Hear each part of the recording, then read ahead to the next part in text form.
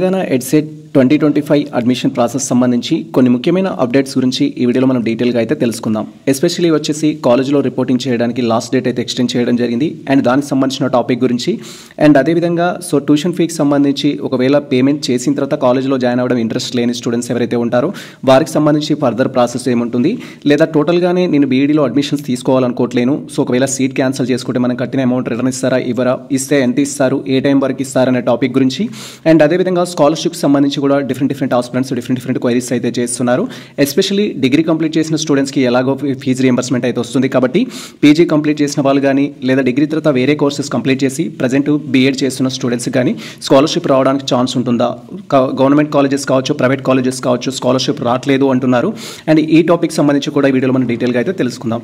Welcome to the masters education, నేను మీ సత్య. Present వచ్చేసి మనం తెలంగాణ ఎడ్సెట్కి సంబంధించి కొన్ని కీ అప్డేట్స్ గురించి డీటెయిల్గా తెలుసుకుంటాం. మీరు ఇక్కడ క్లియర్గా అబ్జర్వ్ చేసినట్టయితే ఫస్ట్ వన్ వచ్చేసి తెలంగాణ ఎడ్సెట్ 2025 అడ్మిషన్ అప్డేట్స్ అనేది ఇన్ఫర్మేషన్ మీరు క్లియర్గా అబ్జర్వ్ చేయొచ్చు. Last date for reporting at college అనేది అయితే మనకు ఈ యొక్క ఇన్ఫర్మేషన్ ద్వారా మీరు తెలుసుకోవచ్చు. ఇక్కడ ఫస్ట్ థింగ్ వచ్చేసిందంటే మనకు 20th ఆగస్టు 2025 వరకు కాలేజీలో రిపోర్టింగ్ చేయడానికి అండ్ ట్యూషన్ ఫీ పే చేయడానికి అయితే మనకు ఛాన్స్ అయితే ఇవ్వడం జరిగింది. ఎవరైతే ఫస్ట్ ఫేజ్లో సీట్ అలాట్ అయ్యి ఇప్పటి వరకు మీకు సంబంధించిన ట్యూషన్ ఫీ పే చేయకపోయినా లేదా కాలేజ్లో రిపోర్టింగ్ చేయకపోయినా కూడా మీరు ఈ యొక్క ట్యూషన్ ఫీ పే చేసి కాలేజ్లో రిపోర్ట్ చేసి సీట్ కన్ఫర్మ్ చేసుకోవడానికి మనకు 20 ఆగస్టు వరకు అయితే అవకాశం ఇవ్వడం జరిగింది. మీకు ఇఫ్ ఇంట్రెస్ట్ ఉన్నట్టయితే ఫస్ట్ ఫేజ్లో వచ్చిన కాలేజ్ కనుక మీకు నచ్చి ఆ కాలేజ్లో మీరు జాయిన్ అవ్వాలి అనుకుంటే ఖచ్చితంగా రిపోర్టింగ్ అయితే చేయండి. దీనికి సంబంధించి క్వైరీస్ అడుగుతారు కాబట్టి ట్యూషన్ ఫీ పేమెంట్ గురించి మళ్ళీ క్వైరీ చేస్తారు. ఎవరైతే ఇప్పటి వరకు పేమెంట్ చేయని ఆస్పిరెంట్స్ ఉన్నారో ఫస్ట్ ఫేజ్లో సీట్ వచ్చి పేమెంట్ చేసి సీట్ కన్ఫర్మ్ చేసుకొని ఆస్పిరెంట్స్ ఎవరైతే ఉన్నారో యాజ్ ఎర్లీ యాజ్ పాసిబుల్ మీ యొక్క ట్యూషన్ ఫీ అయితే పే చేయండి. ట్యూషన్ ఫీ ఎవరెంత పే చేయాలని మేము ప్రీవియస్లో ఆల్రెడీ డీటెయిల్ వీడియో చేయడం జరిగింది. ఆ వీడియో చూస్తూ మీరు పేమెంట్ అనేది చేయొచ్చు, లేదా మీకు అక్కడ పింక్ కలర్లో ఎంత అమౌంట్ అయితే డిస్ప్లే అవుతుందో ఆ అమౌంట్ అయితే పే చేయాల్సి ఉంటుంది. బట్ మీరు పేమెంట్ చేయడం కంటే ముందు బేస్డ్ అని మీ కేటగిరీని బట్టి ఒక క్లారిటీ రావాలంటే ఆ వీడియో చూడండి. వీడియో చూసిన తర్వాత మీకు క్లారిటీ రావడం జరుగుతుంది. అండ్ ఈ విధంగా ఎవరైతే 20 ఆగస్టు 2025 వరకు ఆన్లైన్లో ట్యూషన్ ఫీ పే చేసిన ఆస్పిరెంట్స్ ఉంటారో మీరు కాలేజ్లో రిపోర్టింగ్ చేయడానికి కూడా మనకు present as per revised schedule ప్రకారం 20 ఆగస్టు 2025 అయితే లాస్ట్ డేట్. గతంలో వచ్చేసి మనకు 14th ఆగస్టు 2025 వరకే అవకాశం ఇచ్చారు. దాన్ని ప్రజెంట్ అయితే డ్యూ టు రెయిన్ సీజన్ వల్ల డేట్స్ మనకి ఎక్స్టెండ్ చేయడం జరిగింది. 20 ఆగస్టు 2025 వరకు ఈ ఇన్ఫర్మేషన్ అయితే మీరు ఆన్లైన్లో పేమెంట్ చేసి కాలేజ్లో రిపోర్టింగ్ అయితే చేయొచ్చు. కాలేజ్లో రిపోర్టింగ్ చేయడానికి వెళ్ళేటప్పుడు ఏ డాక్యుమెంట్స్ కావాలి అంటే ఖచ్చితంగా అది ప్రైవేట్ కాలేజ్ అయినా గవర్నమెంట్ కాలేజెస్ అయినా along with your original certificates and అదే 2 sets జిరాక్స్ అయితే వాళ్ళు మెన్షన్ చేస్తారు. మనం ఆన్లైన్ కౌన్సిలింగ్లో ఏ డాక్యుమెంట్స్ అయితే సబ్మిట్ చేయడం జరిగిందో each and every document original set and అదే 2 sets జిరాక్స్ అయితే మీరు తీసుకెళ్లి కాలేజ్లో అయితే సబ్మిట్ చేయాల్సి ఉంటుంది. ఈ విధంగా మీరు కాలేజ్లో సబ్మిట్ చేయడానికి మనకు డేట్ ఎక్స్టెండ్ చేశారు, అది మీరు గుర్తుంచుకోండి. 20 ఆగస్ట్ అయితే లాస్ట్ డేట్. దీని తర్వాత మనకు డిఫరెంట్ ప్రీవియస్లీ ఆస్క్డ్ క్వశ్చన్స్ అయితే మేము కన్సిడర్ చేయడం జరిగింది. అండ్ ఇప్పటి వరకు కౌన్సిలింగ్ సంబంధించి కామెంట్ సెక్షన్లో ఎక్కువ ఏ క్వశ్చన్స్ అయితే క్వైరీస్ చేయడం జరిగిందో వాటి గురించి ఇక్కడ నేను డీటెయిల్గా అయితే ఎక్స్ప్లెయిన్ చేస్తాను. ఫస్ట్ క్వైరీ వచ్చేసి సెకండ్ ఫేజ్ ఎప్పుడు ఉంటుంది సార్ అంటూ మెనీ ఆస్పిరెంట్స్ అయితే క్వైరీ చేస్తున్నారు. సెకండ్ ఫేజ్కి సంబంధించి ఒక క్లారిటీ ఇవ్వండి అంటూ డిఫరెంట్ కామెంట్ చేస్తున్నారు. యాజ్ పర్ ప్రీవియస్ అప్డేట్ ప్రకారం మనకు గతంలో రివైజ్డ్ నోటిఫికేషన్ రాకముందు అయితే 21 ఆగస్టు 2025 నుంచి మనకు సెకండ్ ఫేజ్ స్టార్ట్ అవుతుంది అని ఒక అఫీషియల్ అప్డేట్ అయితే ఉండే. ఇప్పుడు మనకు దానికి సంబంధించి చేంజెస్ ఉండొచ్చు మేబీ, బట్ మీరైతే వెయిట్ చేయండి ఫర్దర్ అప్డేట్స్ కోసం. సెకండ్ ఫేజ్ అయితే మనకు ఆగస్టు ఎండింగ్ లోపు అయితే ఉంటుంది ఖచ్చితంగా. ఇఫ్ ఒకవేళ డిలే అయినట్టయితే మనకు సెప్టెంబర్ ఫస్ట్ వీక్లో ఉండడానికి అయితే ఛాన్స్ ఉంటుంది. ఎవరైతే రీసెంట్గా రిజల్ట్ వచ్చి సర్టిఫికేట్స్ లేవు అనే రీజన్స్ తోటి ఆగిపోయిన స్టూడెంట్స్ ఉంటారో మీరు వెరిఫికేషన్ చేయించుకోవడానికి కూడా యూజ్ అవుతుంది. మనకు డాక్టర్ బిఆర్ అంబేద్కర్ ఓపెన్ యూనివర్సిటీకి సంబంధించి ఫైనల్ సెమిస్టర్ రిజల్ట్ కూడా ఇవ్వడం జరిగింది. అలాంటి స్టూడెంట్స్ ఎవరైతే ఉన్నారో మీరు సెకండ్ ఫేజ్లో రిజిస్టర్ చేసుకోవడానికి అయితే అవకాశం ఉంటుంది. దెన్ ఇక్కడ సెకండ్ ఫేజ్ ఎవరికి ఇంపార్టెంట్ ఎక్కువగా అంటే కొత్తగా రిజిస్టర్ చేసుకుంటున్న స్టూడెంట్స్కి అండ్ అదేవిధంగా సీట్ అలాట్ కాని స్టూడెంట్స్ ఎవరైతే ఉంటారో వారికి ఇంపార్టెంట్. ఎందుకంటే గతంలో వారికి సీట్ అలాట్ కాలేదు కాబట్టి హోప్స్ అన్ని సెకండ్ ఫేజ్ మీద ఉంటాయి. మీరు కొత్తగా రిజిస్టర్ చేసుకున్న స్టూడెంట్స్ అయినా లేదా మీకు ఆల్రెడీ సీట్ అలాట్ అయ్యి కాలేజ్లో రిపోర్ట్ చేయని విద్యార్థులైనా కాలేజ్లో రిపోర్ట్ చేసి బెటర్ కాలేజ్కి వెళ్తున్న ఆస్పిరెంట్స్ అయినా ఈ విధంగా డిఫరెంట్ కేటగిరీ స్టూడెంట్స్ అయితే ఉంటారు. మీరు ఎవరైనా సరే ఫస్ట్ మనకు కాలేజ్ వైజ్డ్ కట్ ఆఫ్ లిస్ట్ అయితే ఇవ్వడం జరిగింది. బేస్డ్ ఆన్ మీ యొక్క మెథడాలజీని సెలెక్ట్ చేసుకొని మీరు ఏ కాలేజెస్కి అయితే వెబ్ ఆప్షన్స్ పెట్టాలనుకుంటారో దాంట్లో మీ ర్యాంక్ను బట్టి మీ కేటగిరీని బట్టి మీ జెండర్ని బట్టి మీ మెథడాలజీని బట్టి మీరు కాలేజెస్ అయితే సెలెక్ట్ చేసుకోండి. మీ ర్యాంక్కి ఆ కాలేజ్లో సీట్ రావడానికి ఛాన్స్ ఉంటుందా లేదా అనేది ఒకసారి కంపేర్ చేసుకోండి. మేము ప్రీవియస్లో డీటెయిల్ వీడియో చేయడం జరిగింది. మనకు క్యాండిడేట్ వైడ్ అలాట్మెంట్ లిస్ట్ అనేది మనకి ఏ విధంగా యూజ్ అవుతుంది అనేది మీరు అక్కడ కాలేజ్ వైజ్ లిస్ట్ అనేది డౌన్లోడ్ చేసుకుంటే దాంట్లో మీకు సంబంధించిన category rank marks methodology details అయితే ఉంటాయి. దాన్ని బట్టి మీరు ఒకసారి కట్ ఆఫ్ అనేది కంపేర్ చేసుకొని కాలేజెస్ లిస్ట్ అయితే ప్రిపేర్ చేసుకోండి. కాలేజెస్ లిస్ట్ ప్రిపేర్ చేసి పెట్టుకున్నట్టయితే మనం సెకండ్ ఫేజ్లో డైరెక్ట్గా వెబ్ ఆప్షన్స్ పెట్టుకోవడానికి ఛాన్స్ ఉంటుంది. స్లైడింగ్ అయ్యే స్టూడెంట్స్ ఉంటారు. ఫర్ ఎగ్జాంపుల్ ఫస్ట్ ఫేజ్లో ఒక కాలేజ్లో సీట్ వచ్చింది, ఆ కాలేజ్లో ఆల్రెడీ రిపోర్ట్ కూడా చేయడం జరిగింది, అండ్ దానికంటే బెటర్ కాలేజ్ కోసం స్లైడింగ్ అయ్యే విద్యార్థులు ఎవరైతే ఉంటారో మీరు బెటర్ కాలేజెస్కి మాత్రమే ప్రియారిటీ ఇవ్వాలి. ఫర్ ఎగ్జాంపుల్ ఫస్ట్ ఫేజ్లో మీకు ఒక కాలేజ్లో సీట్ వచ్చింది, ఎక్స్ అనే కాలేజ్లో సీట్ వచ్చింది అనుకుందాం. ఇప్పుడు ఎక్స్ అనే కాలేజ్ నచ్చట్లేదు, మీరు నెక్స్ట్ వై అనే కాలేజ్లో ట్రై చేస్తున్నారు. సో ఎక్స్ కాలేజ్ నచ్చట్లేదు కాబట్టి దీన్ని మీరు స్కిప్ చేసి సెకండ్ ఫేజ్కి వెళ్తున్నారు. కాబట్టి సెకండ్ ఫేజ్లో వై కాలేజ్ కనుక మీకు నచ్చలేదు అనుకోండి, ఇఫ్ ఒకవేళ మీకు సెకండ్ ఫేజ్లో కనుక వైలో సీట్ వచ్చినాక వై నచ్చలేదు నాకు ఎక్స్ కావాలంటే అందులో జాయిన్ అవ్వడానికి ఛాన్స్ ఉండదు, మళ్ళీ బ్యాక్ వెళ్ళడానికి అయితే ఛాన్స్ ఉండదు. సెకండ్ ఫేజ్లో మీకు కొత్తగా ఏ కాలేజ్లో అయితే సీట్ అలాట్ అవుతుందో దాంట్లోనే మనం ఖచ్చితంగా జాయిన్ అవ్వాల్సి ఉంటుంది. కాబట్టి స్లైడింగ్ అయ్యే విద్యార్థులు ఆల్రెడీ కాలేజ్లో రిపోర్టింగ్ చేసి మీరు ఇప్పుడు కొత్త కాలేజ్లో జాయిన్ అవ్వాలి అనుకున్న స్టూడెంట్స్ ఎవరైతే ఉంటారో సెకండ్ ఫేజ్లో పెట్టుకునే కాలేజ్ అనేది ఫస్ట్ ఫేజ్ కంటే బెటర్ కాలేజ్ ఉండాలి. ఖచ్చితంగా మీకున్న ఎన్వైరన్మెంట్ ప్రకారం మీకు ఏ విధంగా అయితే కాలేజ్ నచ్చుతుంది అనుకుంటారో ఆ రూల్స్ అండ్ రెగ్యులేషన్స్ ఆ కాలేజ్లో ఉండే విధంగా చూసుకొని అలాంటి కాలేజెస్ని వెబ్ ఆప్షన్స్లో పెట్టుకోండి. సో బ్యాక్గ్రౌండ్ వెరిఫికేషన్ చేసుకోండి అవసరం అనుకుంటే మీరు అలా చేసేసుకొని మీరు ఆ కాలేజెస్ లిస్ట్ ప్రిపేర్ చేసి పెట్టుకున్నట్టయితే ఈజీగా వెబ్ ఆప్షన్స్ పెట్టచ్చు. సెకండ్ ఫేజ్లో స్లైడ్ అయ్యే విద్యార్థులు ఎవరైతే ఉంటారో ఎక్కువ కాలేజెస్ పెట్టకండి, మళ్ళీ మీరు బెటర్ కాలేజెస్ ఏవైతే అనుకుంటారో ఖచ్చితంగా అందులో సీట్ వస్తే నేను జాయిన్ అవుతానని అలాంటి కాలేజెస్ మాత్రం పెట్టుకోండి. అండ్ ఇక్కడ సో స్లైడ్ అయ్యే విద్యార్థులు కావచ్చు, నాట్ అడల్ట్ విద్యార్థులు కావచ్చు, ఎవరైనా సరే సో బేస్డ్ ఆన్ ర్యాంక్ను బట్టి, కేటగిరీని బట్టి, మీ జెండర్ని బట్టి కాలేజెస్ లిస్ట్ అయితే ప్రిపేర్ చేసుకోవాలి. దాని ప్రకారం మీరు ప్రియారిటీ ఆర్డర్ అయితే ఇవ్వాల్సి ఉంటుంది వెబ్ ఆప్షన్స్లో. దాని తర్వాత వచ్చేసి సీట్ క్యాన్సిల్కి సంబంధించి సో మెనీ ఆస్పిరెంట్స్ అయితే క్వైరీ చేస్తున్నారు. సార్ నాకు ఫస్ట్ ఫేజ్లో సీట్ వచ్చింది, సో నేను ఫస్ట్ ఫేజ్లో జాయిన్ అయ్యాను ఆల్రెడీ, బట్ సెకండ్ ఫేజ్కి వేరే కాలేజ్కి వెళ్ళాలనుకుంటున్నాను, నా అమౌంట్ నాకు రిటర్న్ ఇస్తారని క్వైరీ చేస్తున్నారు. ఇక్కడ సీట్ క్యాన్సిల్ ప్రాసెస్ కాదు అది, మీరు సెకండ్ ఫేజ్కి స్లైడ్ అవుతున్నారు కాబట్టి మీకు ఫస్ట్ ఫేజ్లో సీట్ వచ్చి ఒక కాలేజ్లో రిపోర్ట్ చేశారు, పేమెంట్ కూడా చేశారు.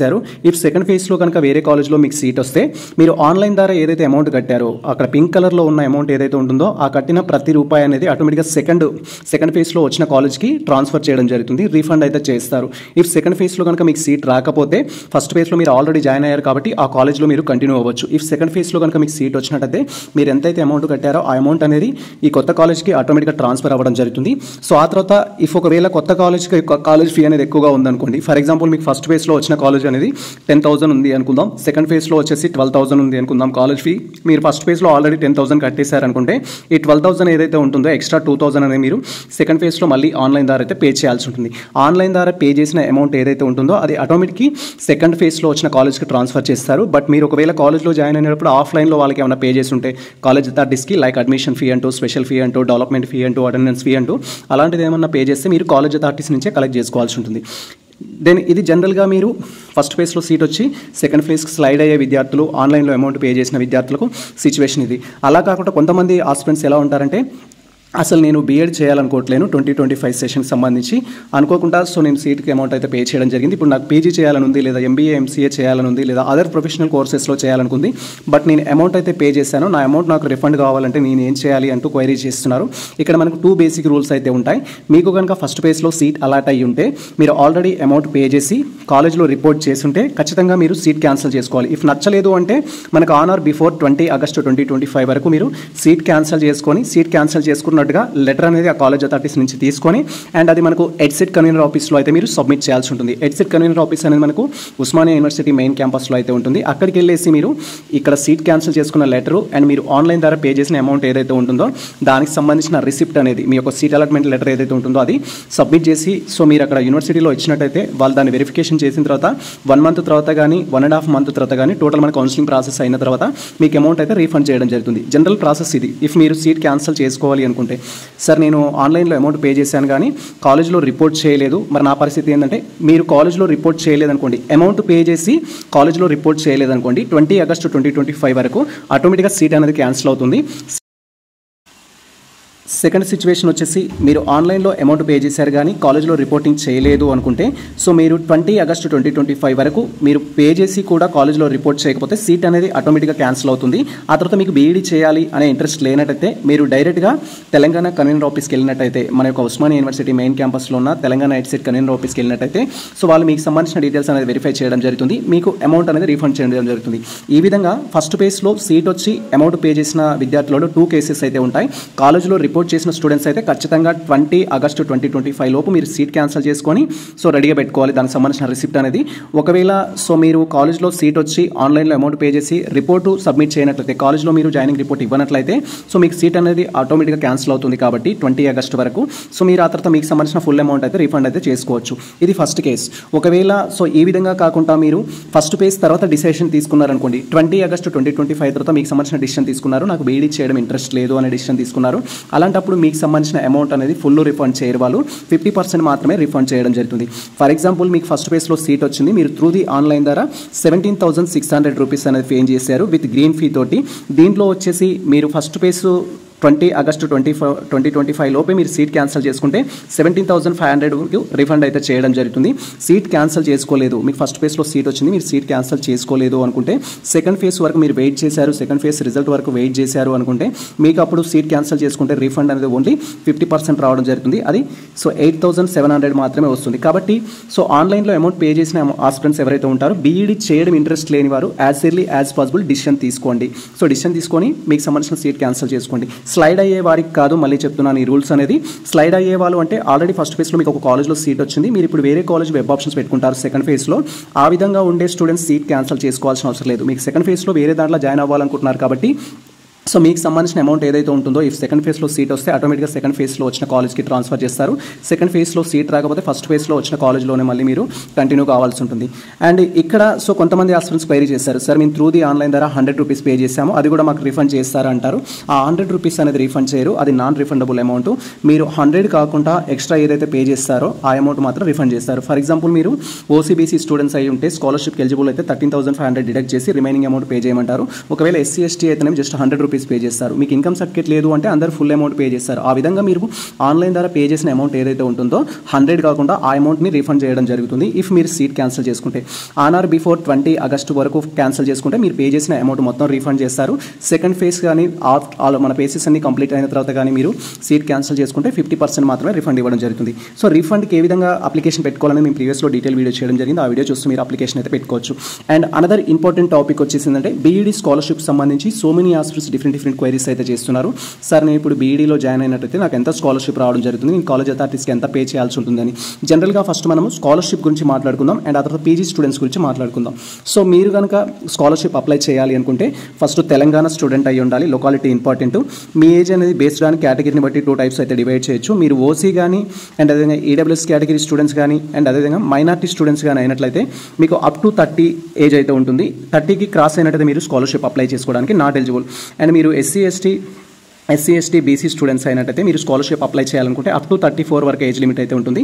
34 కనుక క్రాస్ అయినట్టయితే మీరు స్కాలర్షిప్కి అప్లై చేసుకోవడానికి ఛాన్స్ ఉండదు. ఇది మేజర్గా మనకు సంబంధించిన ఏజ్ రూల్స్ అయితే. తెలంగాణ స్టూడెంట్స్ అయి ఉండాలి, ఏజ్ అనేది ఓసీ అండ్ అదే ఈడబ్ల్యూఎస్ మైనార్టీ అయితే 30 ఉండాలి, ఎస్సీ ఎస్టీ బీసీ స్టూడెంట్స్ అయితే 34 ఉండాల్సి ఉంటుంది.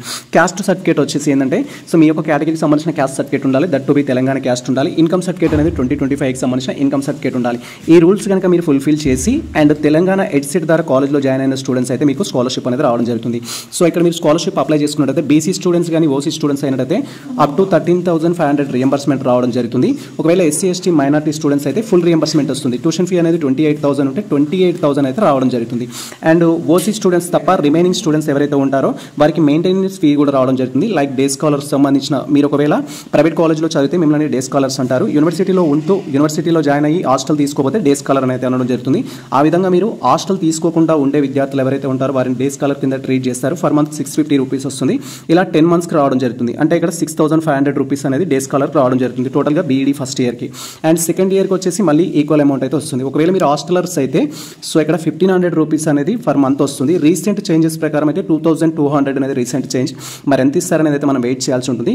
లాస్ట్ ఇయర్ స్టూడెంట్స్కి అయితే 1,500 రావడం జరిగింది. 1,500 వచ్చేసి మీరు హాస్టల్ తీసుకుంటే campus hostels only, normal BC SC ST హాస్టల్లో కాదు, క్యాంపస్ హాస్టల్ స్టూడెంట్కి మాత్రమే 1,500 రూపీస్ ఫర్ మంత్ రావడం జరుగుతుంది. అలా 10 మంత్స్ వస్తుంది. ఈ వచ్చిన అమౌంట్ కూడా స్టూడెంట్ అకౌంట్కి రాదు, హాస్టల్ అకౌంట్కి వెళ్తుంది. ఎవరైతే డే స్కాలర్ స్టూడెంట్స్ ఉంటారో వారికి మాత్రం వారి అకౌంట్కి రావడం జరుగుతుంది. ఈ అమౌంట్ అనేది రిమైనింగ్ అమౌంట్ ఏదైనా ఆ రిలవెంట్ అథారిటీస్కి వెళ్తుంది. రీఎంబర్స్మెంట్ మాత్రం మీకు వచ్చే ట్యూషన్ ఫీ ఏదైతే ఉంటుందో కాలేజ్ అకౌంట్కి డైరెక్ట్గా వెళ్ళిపోవడం జరుగుతుంది. ఇది స్కాలర్షిప్కి సంబంధించిన క్లియర్ కట్ ఎక్స్ప్లెనేషన్. అండ్ ఇక్కడ మెయిన్ క్వైరీ వచ్చేసి పీజీ ఆఫ్టర్ బీఎడ్, పీజీ తర్వాత బీఎడ్ చేస్తే స్కాలర్షిప్ వస్తుందా అంటూ సో మెనీ ఆస్పిరెంట్స్ క్వైరీ చేస్తున్నారు. పీజీ తర్వాత కూడా స్కాలర్షిప్ అయితే వస్తుంది. సో మేము సో మెనీ ఆస్పిరెంట్స్కి అప్లై చేయడం జరిగింది. రీసెంట్గా ఒక లైవ్ వీడియో కూడా చేశాము విత్ ప్రూఫ్స్ తోటి. అంటే లాస్ట్ ఇయర్ సంబంధించిన స్టూడెంట్స్ ఎవరైతే పీజీ కంప్లీట్ చేసి బీఎడ్లో జాయిన్ అయిన స్టూడెంట్స్ ఉన్నారో వారి యొక్క స్కాలర్షిప్ అప్లికేషన్ స్టేటస్ డిస్ప్లే చేస్తూ కూడా వీడియో చేయడం జరిగింది. మీకు ఏమైనా డౌట్స్ ఉన్నట్టయితే ఆ వీడియో చూడండి. ఇది ప్రజెంట్ మనకు సంబంధించిన ఇన్ఫర్మేషన్ అయితే ఖచ్చితంగా బీఈడీ తర్వాత పీజీ తర్వాత బీఈడీ చేస్తున్నా లేదా బీఈడీ తర్వాత పీజీ చేస్తున్నా కూడా రియంబర్స్మెంట్ అయితే వస్తుంది. సో ఈ ఇన్ఫర్మేషన్ మీకు నచ్చినట్లయితే మన వీడియో లైక్ చేయండి, మన ఛానల్ని సబ్స్క్రైబ్ చేసుకోండి. ఇలాంటి లేటెస్ట్ అప్డేట్స్ కోసం మన ఛానల్ని ఫాలో అవుతుంది, కుదిరితే మిత్రులకు షేర్ చేయండి. All the best all. Thank you for watching this video.